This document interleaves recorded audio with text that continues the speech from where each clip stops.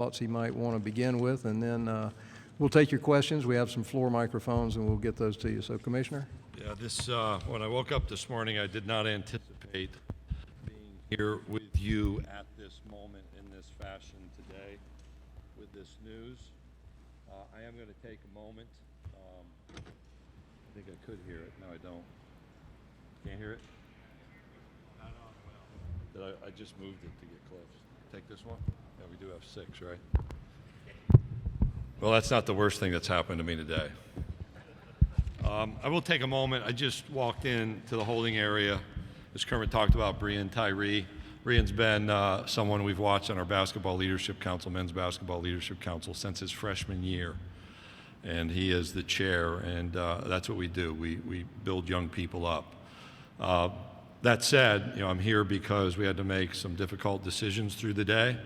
We're going to continue with our tournament. I continue to believe it's important that we give all 14 teams who arrived here in Nashville the opportunity to play for a conference tournament championship and our automatic bid. We're going to continue to do that, but as the day progressed, we received some news, some information from the NCAA, particularly their Board of Governors, and information from what is called the COVID-19 Advisory Group, a group of, I think, 11 or 12 people, 6 are medical doctors, experts in their field.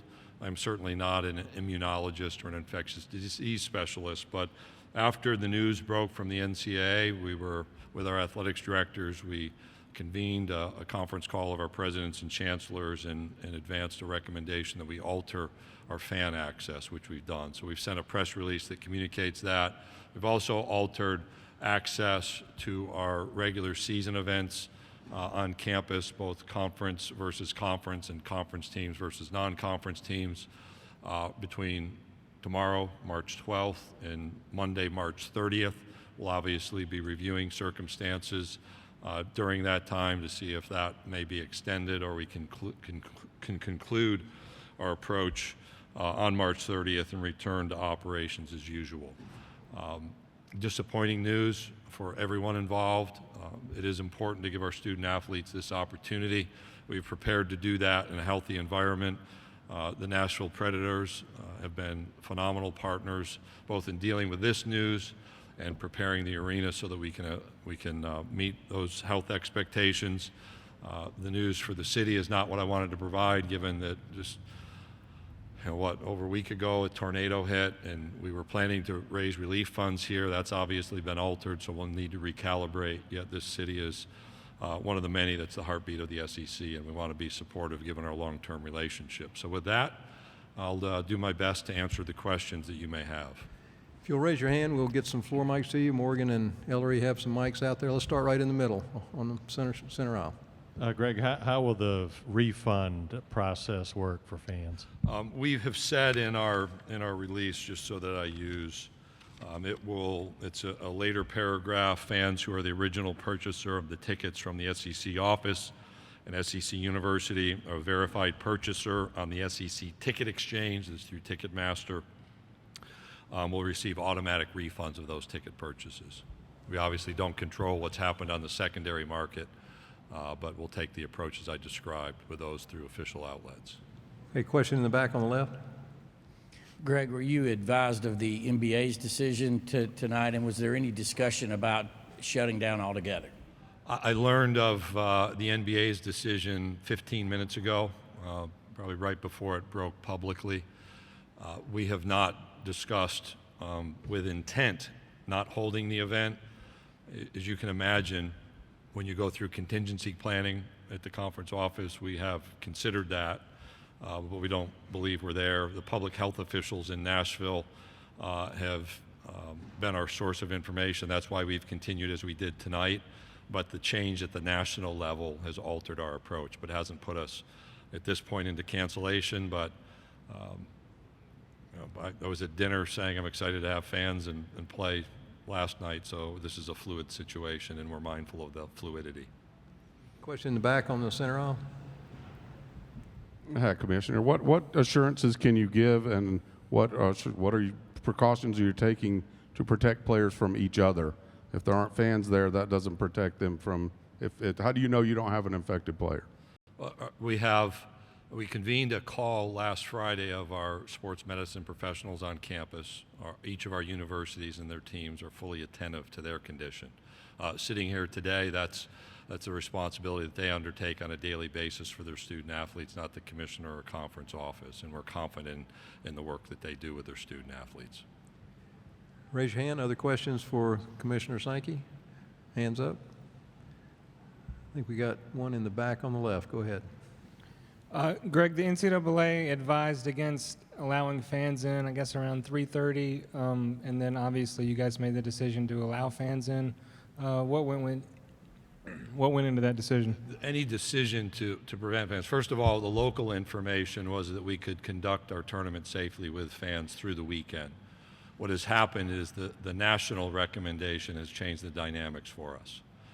And given that people had traveled, given that we were prepared from a public safety standpoint, and on a Wednesday evening you can find enough space to separate yourselves, I felt confident in making the recommendation that we move forward. Other questions? Raise your hand. All right, let's go to the middle. I might also add, Joseph, we needed time to convene our folks to make a decision. So with that in mind, that's why I recommended we move forward as I described. Go ahead. Greg, just as someone who works in college athletics, when you found out that the NCAA was going to do what it did, were you surprised? Were you shocked, or were you just thinking this is part of the time in which we're living? Surprise, shock, probably a few other words that came to mind. Disappointment. You know, we have a national association for which I have great respect, but there are those frustrating times, and the ability to have information to make decisions in the best manner possible is important to all of us. And with full knowledge, we had a conference tournament at this level in the ACC start yesterday, so you can imagine the enormous difficulty that we're faced with in making these decisions, making these adjustments, informing people, some who have probably traveled here, others who were ready to go. But respect that medical leaders, experts have provided a recommendation. While I wish it may have been earlier or perhaps later, it's the best information available now, and we have to respect that. As I walk through the day, from the initial analysis, you clear your mind and you start working through decisions that have to be made, and that's the responsibility that I have as the commissioner of this conference.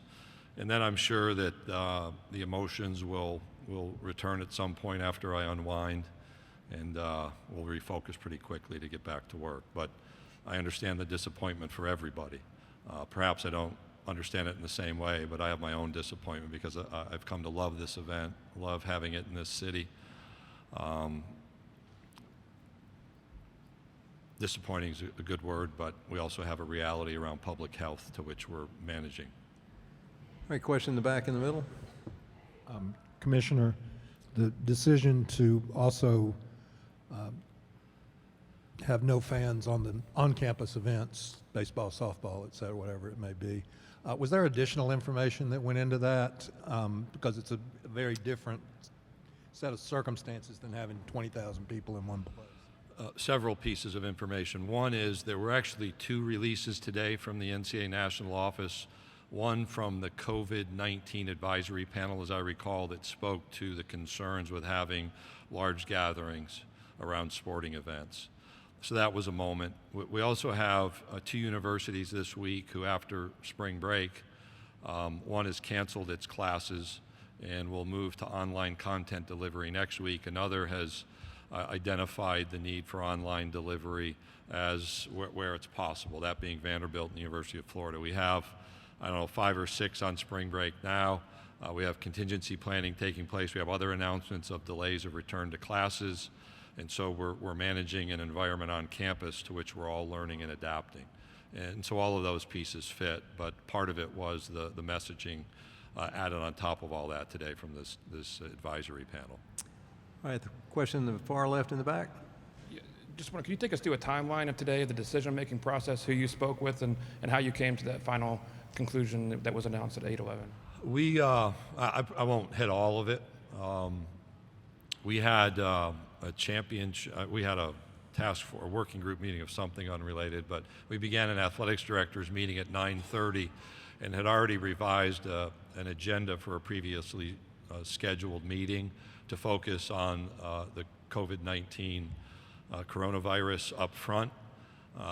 We talked about options, so one of the things on our mind was allowing fans to just return tickets, kind of self-selecting not to attend, to lessen attendance and provide refund information. We had held that. We went through a lot, and then about an hour and a half took a break. We were talking about name, image, and likeness issues that are also on our agenda, and information started to come from a congressional hearing that was very specific. The World Health Organization issued a declaration of a pandemic, and you could tell that our room changed as we saw that information, and so the focus on the agenda removed. We took a break, started in conversation with some of my leadership at the presidential level, with some of our local hosts, and then that played out. I think we had probably a conference call among the autonomy commissioners early afternoon, right around 3, I'm guessing. A note from the NCA about impending news, then the news, and then we re-engaged at 3:30, and I think we're able to connect with our presidents, chancellors, athletics directors in person and via conference call about 5:30. Here we got. In a meeting that began at 5:30, yeah. We've got several. And that was limited by travel and availability issues. Several questions right here in the middle. You guys raise your hand again. All right, Pat, go ahead. Yeah, Greg, what would it take to, at some point, cancel this tournament? Would there have to be some more serious situation in the community here in Nashville? Our preceding conversations were about local public health advice, and that would remain. Okay, to the middle. Go ahead. Obviously, we're sitting at the basketball tournament, and I'm sure basketball is what's at the forefront of your mind, but how much discussion was there about other SEC tournaments coming up, gymnastics, equestrian, all of those in the coming weeks? We've been mindful, because this is our 4th consecutive week of conference championships, swimming and diving, indoor track and field, women's basketball, men's basketball. Gymnastics next week will have the same approach, limited attendance, limited to family of student athletes and official party and media members who are credentialed.